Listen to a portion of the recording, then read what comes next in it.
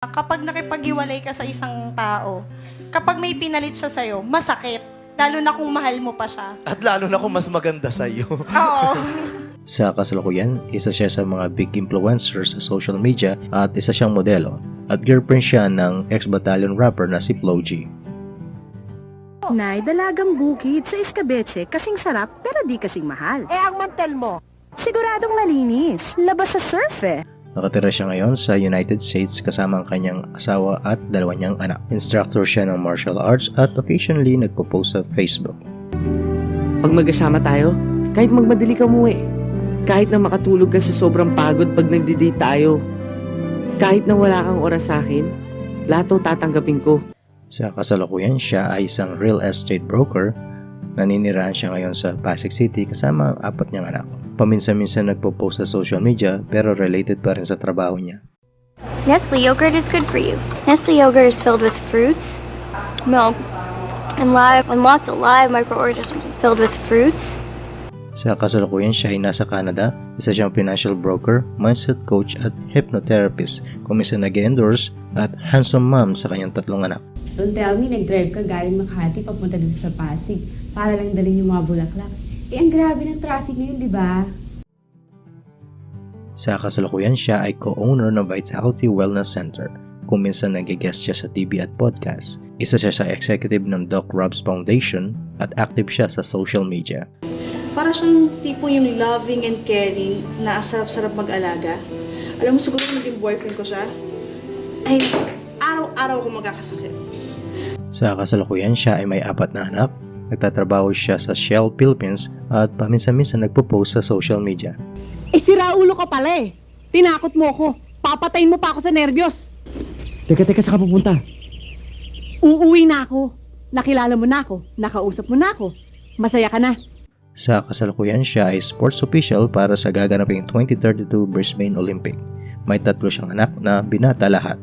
Siya ay nakatira sa Pasig City. Tatapusin kong taktang panahon.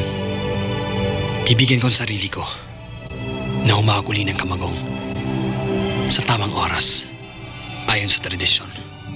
Sa kasalukuyan, siya ay may 9 na anak. Naninirahan siya ngayon sa San Clemente, California. Nagtatrabaho siya ngayon sa isang hospisyo na ang ibig sabihin, nag-aalaga siya ng mga pasyenteng malubhana at para maging komportable at maayos ang huling yugto ng kanilang buhay. Sana naman po maintindihan niya through interview na gano'n niya. Sincere naman ako sa kanya. CJ, gusto mo ba si Riza? Opo. Sa kasalukuyan, siya ay dentist at isang orthodontist. Siya at ang kanyang asawa ay nagmamayari ng isang dental clinic sa San Pablo City, Laguna. Si CJ ay may 3 anak. Isa kang... Huwag mo husgahan ang pagkatao ko! Dahil hindi mo kilala! Sa kasalukuyan, siya ay public servant sa Laguna bilang board member. Siya ay naninirahan kasama ang kanyang anak na si Angelo sa San Pablo City, Laguna. Maraming salamat. Hindi ko alam kung ano sasabihin ko sa inyo. Sobrang happy. Nagpapasalamat ako sa inyo dahil sa ginawa.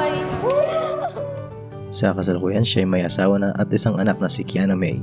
Endorser pa rin siya ng mga big brand at very active siya sa social media. Masakit sa aking isiping maghihiwalay kaming mag-ina. Kaya lang pag iniisip ko kung paano ko siya bubuhayin, pinipikit ko na lang ang aking mga mata. Sa kasalukuyan, siya ay naninirahan sa Quezon City. Isa siyang environmentalist, lecturer at inspirational speaker. Paglilinaw, hindi siya madre, isa siyang lay worker, meaning siya ay aktibong miyembro na naglilingkod sa simbahan lamang. Siyempre curious ka, 'di ba? Pero hindi pa siguro handang sagutin ng tatay mo lahat ng mga tanong mo, 'di ba?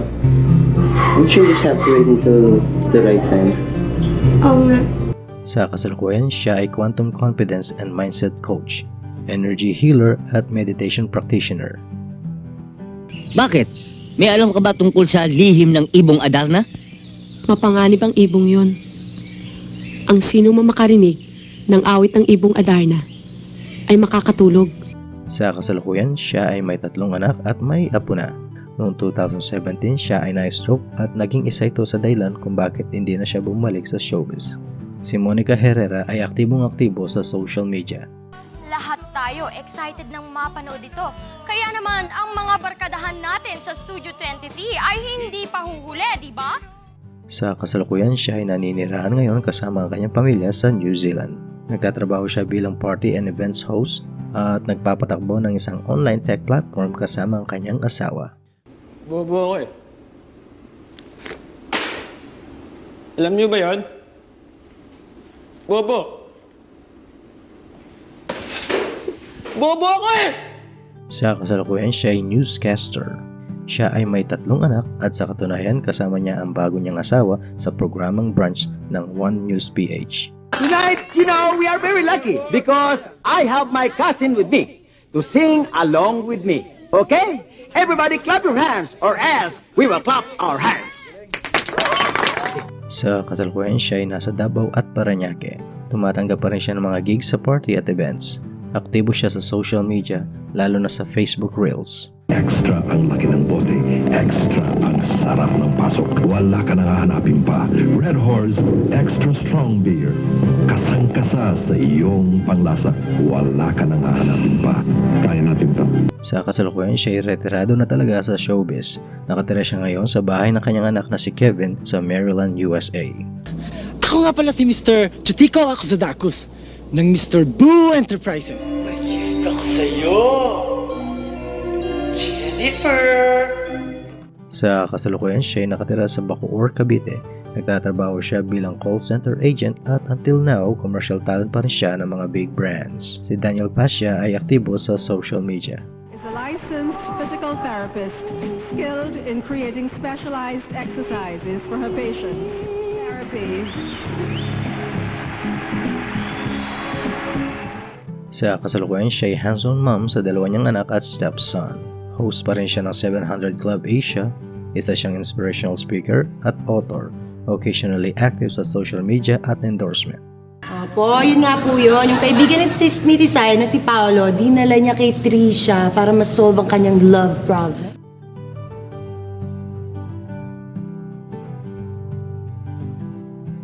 Thank you na lang, pare. Bigyan mo na lang yung pera sa nanay mo. Mas kailangan niya yun.